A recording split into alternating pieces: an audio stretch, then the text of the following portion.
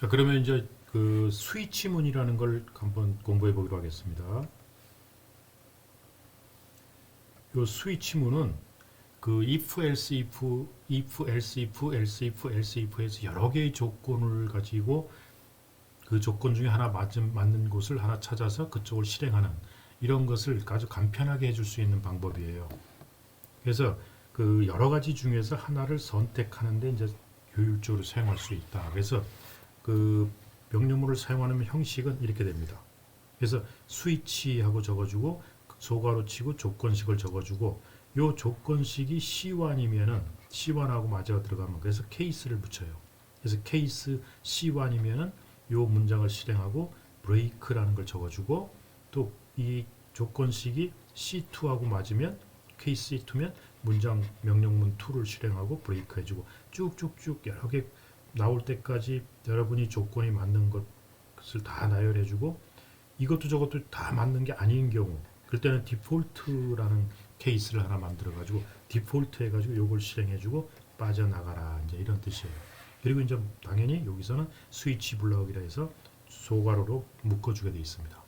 그걸 그림 형태로 보여주면은 그 조건식이 C1이 맞으면 요 문장 실행하고 빠져나가고 C2에 맞으면 문장 2 실행하고 빠져나가고 거짓이면 또 나와서 CN에 맞으면 문장 N 실행하고 브레이크 빠져나가고 이 C1부터 CN까지 경우가 아닌 경우에는 이제 이걸 실행해주고 빠져나가라.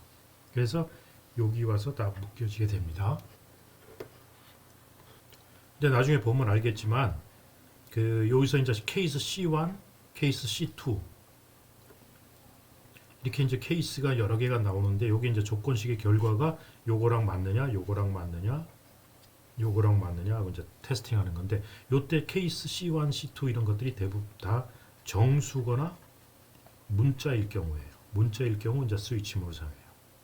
정수나 문자가 아닐 경우에 이제 요 스위치문은 사용하기가 좀 어렵습니다. 자, 예를 들어봅시다. 그래서 이 스위치문의 실행 순서는 요 조건식이 true면은 요 조건식이 C1하고 C1이 맞으면 요걸 실행하고 그 다음에 요 조건식이 C2에 맞으면 요 문장 2를 실행하고 이렇게 아까 예를 들어준 거죠. 그래서 여기서 이제 브레이크는 문장의 실행을 끝내고 스위치문을 탈출하라는 의미예요. 즉 여기서 브레이크를 만나면은 그 밑은 실행 안 하고 밑으로 이렇게 빠져나간다는 얘기입니다. 스위치 바깥으로. 스위치 블락을 빠져나가라는 얘기예요.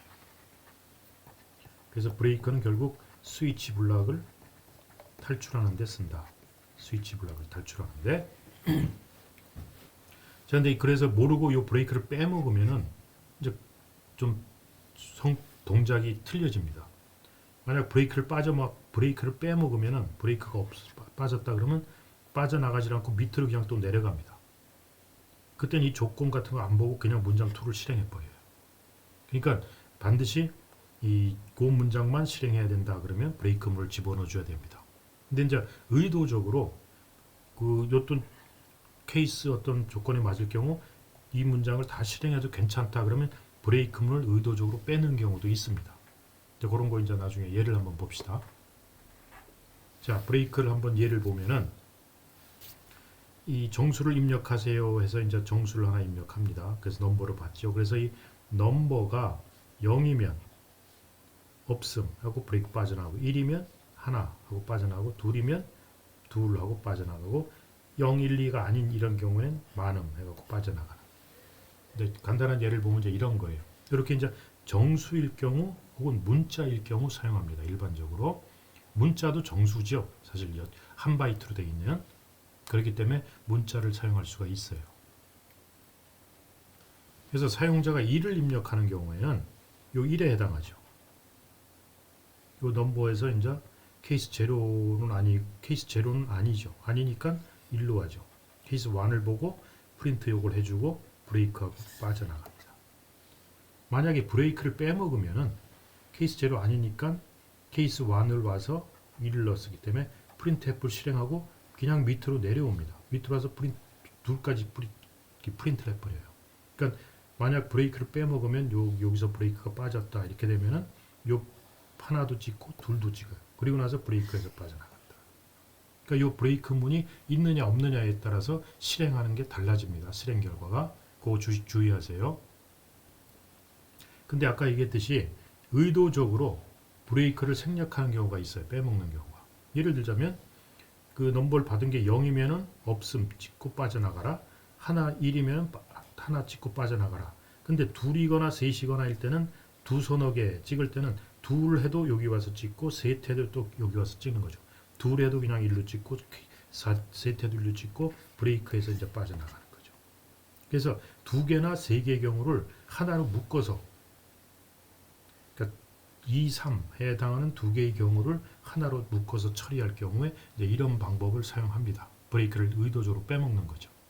그 필요에 따라서 여러분이 프로그래밍하면서 이건 브레이크가 필요하다, 필요 없다는 프로그래머의 판단에 의해서 결정됩니다. 자, 디폴트 문이라는 건 아까 봤듯이 이 예를 들어서 여기 0, 1, 2 했는데 5를 찍었, 5를 입력했어요. 예를 들어서 5를 입력하면 이것도 아니고 이것도 아니고 이것도 아니니까 이 디폴트 문으로 옵니다. 그래서 프린트앱에서 없음, 많음 그냥 이렇게 해서 브레이크에서 빠져나가는 케이스죠. 그러니까 케이스에 전혀 해당하지 않는 케이스, 나열된 케이스 문 중에 하나도 해당되지 않을 경우에 디폴트를 이제 집어넣게 돼 있어요. 그래서 디폴트 문은 가능하면은 아무것도 안 하더라도 해놓고 나서 그냥 브레이크를 치더라도 디폴트 문은 보통 적어주는 게 좋습니다. 나는 항상 0, 1, 2밖에 안 나와. 그렇지만 사람이 입력을 할 때 4를 입력할 수도 있고 5를 입력할 수도 있고 사람이 실수할 수도 있을 걸 대비하기 때문에 디폴트 문을 집어넣어서 거기서 빠져나가게끔 해주라는 얘기죠. 무슨 얘기인지 알겠죠? 자, 그래서 이 스위치 문과 if else 문을 이제 비교해서 봅시다. 그래서 이 if else 문은 이제 if else if가 많이 들어가니까 귀찮은데 스위치 문을 쓰게 되면 이게 아주 보기가 아주 좋게 됩니다. 자, 이 스위치 문과 if else 문을 비교해 보면은, 자, 여기 이제 if else 문을 사용한 거죠. 왼쪽 것이 if else를 사용하게 되면은, 그래서 입력으로 넘버를 하나 받았을 때 그 넘버가 0이면 없음, else 0이 아닌데 if 해갖고 1이면 하나, else if 2면은 둘, 그것도 저것도 아니면 많음. 자, 이런 식으로 적는데 이걸 스위치문을 사용하게 되면은 그 여기까지는 똑같고요. 넘버를 받아서 스위치 넘버에서 넘버가 케이스 0이면 없음하고 브레이크, 1이면 하나하고 브레이크, 2면 둘하고 브레이크, 0도 아니고 1도 아니고 2도 아니면 디폴트에서 많음하고 브레이크. 이제 이런 식으로 변경 가능합니다. 다만 이때 이제 이게 정수기 때문에 이런 케이스 문으로 적을 수가 있어요. 그러니까 여러분들 이게 스위치 문이 훨씬 보기 좋죠. 케이스 쫙 나열을 해주고요. 그리고 이제 이 브레이크 문은 의도적으로 뺄 수도 있고, 근데 이제 일반적으로는 반드시 집어넣어 주는 게 좋습니다. 그걸 실행하고 빠져나가, 스위치 블럭을 빠져나갈 때 쓰는 거니까요. 이 브레이크 문은 이렇게 조건을 가지고 하는 스위치 문에서도 쓰지만 나중에 이제 반복문에서도 이 브레이크를 잘 쓰게 됩니다. 이 브레이크는 상당히 중요하니까 나중에 또 반복문에서 다시 공부하기로 하겠습니다. 그때 가서. 그래서 이 if 문하고 스위치 문, if else if하고 스위치 문은 동등하게 교환이 가능해요. 다만 이제 이때 요 케이스 문, 요 조건이 정수일 경우에 이제 교환이 가능하다는 얘기죠. 혹은 문자일 경우에도. 그러니까 요 스위치 문을 잘 활용하면 굉장히 편합니다. 자, 아까 그 if, else if를 가지고 사용한 계산기 예제를 스위치 문으로 갈았으면 이렇게 돼요. 그 수식을 입력하세요 해가지고 x하고 오퍼레이터하고 y, 요걸 이제 오퍼레이터 문자로 받죠. 그래서 뭐 수식을 입력하시오 해가지고 10하고 모듈로 3 이제 이렇게 적었을 때 저것다 쓰면은 스위치 문하고 오퍼레이터가 뭐냐, 연산자가 뭐냐, 연산자가 플러스면은 아까처럼 x 플러스 y를 출력해주고, 이 케이스 스위치문 블럭을 가지고 케이스를 가지고 한 거죠. 이게 플러스면 마이너스면 곱셈이면 나눗셈이면 모듈로 연산이면, 그럼 요거 이제 체크해 보면서 모듈로 연산일 때니까 x 모듈로 y를 찍겠죠. 그래가지고 이제 아무것도 아니면 이렇게 된다. 그래서 요거는 그 10 모듈로 3은 1 하고 이렇게 찍게 됩니다. 이 스위치문을 사용하는 거하고 아까 else if를 사용하는 거하고 이게 훨씬 보기 좋죠, 여러분들. 그러니까 이 스위치문은 여러분들 잘 활용하시기 바랍니다. 자, 그다음에 이제 고투문이라는 게 있는데 이 고투문은 거의 사용을 안 합니다. 이 고투문은 웬만한 경우, 특별한 경우 아니면 거의 사용을 안 해요. 고투는 말맞다나 컨디션이 없어요. 무조건 그 위치, 어떤 특정 위치를 잡아주면 그 위치로 가서 그 코드를 실행하라는 뜻이에요. 그래서 이거를 무조건 점프라고 합니다. unconditional 점프라고 하는데 사용하지 않는 것이 바람직해요. 그래서 예를 들어서 프로그램을 찍 실행하다 여기다 go to error하고 이거 레이블을 달아줘야 돼요. 라벨 레이블을 달면은 요 프로그램 실행해 오다가 go to error라는 명령문을 만나면 요 밑에는 실행을 안 합니다. 그래서 얘는 점프를 해가지고 error라는 라벨이 있는 쪽으로 붙은 쪽으로 가서 요 밑에서 실행을 하게 돼 있어요. 요 레이블을 에러 해가지고 콜론 해가지고 붙여줘야 된다는 얘기죠. 그래서 이런 고투문은 보통 이제 어디서 쓰냐면은 프로그램을 실행하는데 메모리가 오류가 났다든지 그 다음에 뭐 파워가 꺼진다든지 파워가 오프 된다든지 이런 경우에는 프로그램을 실행해야 할 이유가 없죠. 여기서 메모리 오류가 발생하면 어디선가 메모리 오류가 발생하면은 그 뒤는 실행할 필요조차 없어요. 이미 프로그램 실행은 이미 할 수가 없는 상황이 된 거죠. 그럴 때 그냥 점프해가지고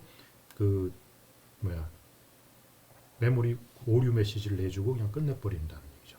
그리고 전원이 이제 꺼진다든지 이럴 때 전원 상태가 지금 어느 레벨 이하다 그러면 그 어떤 특정한 위치로 그냥 무조건 그 전원이 꺼지면 그 이상 또 실행할 이유도 없잖아요. 이제 그럴 경우에는 특정 위치로 가서 현재 메모리 상에 있는 그 코드 이미지나 결과를 현재 실행 중인 어떤 코드 이미지를 덤프해 가지고 디스크에다 저장을 해버리고 나중에 파워가 다시 오면 그걸 다시 읽어와서 원상 복귀해 주는 그런 상황이라든지 이처럼 프로그램을 실행해봐야 의미가 없다든지 이럴 경우에 이제 이런 고투문 같은 걸 특별한 경우 사용할 수가 있어요. 그러나 일반적인 프로그램에서는 고투문은 사용하지 않는 것이 좋습니다. 무슨 얘기인지 알겠죠? 근데 이런 고투문을 사용해서 이제 반복을 시킬 수도 있긴 있어요.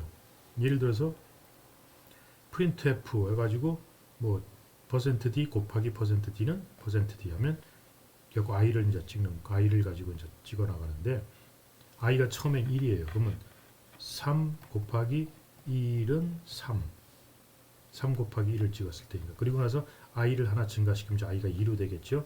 그리고 i가 10이면 go to end로 가고 끝내버리고 10이 아니면 go to loop로 해서 다시 1로 오게 되죠.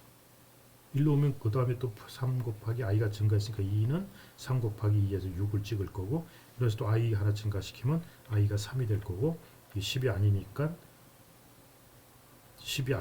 go to loop으로 와서 1로 가겠죠.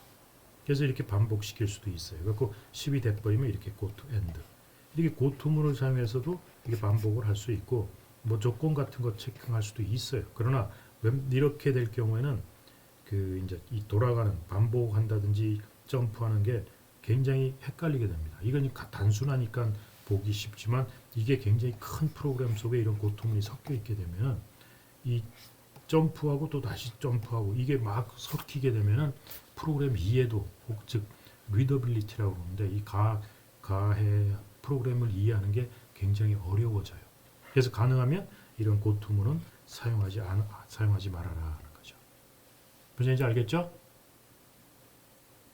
이제 이렇게 계속 반복하면서 돌리게 할 수 있어요.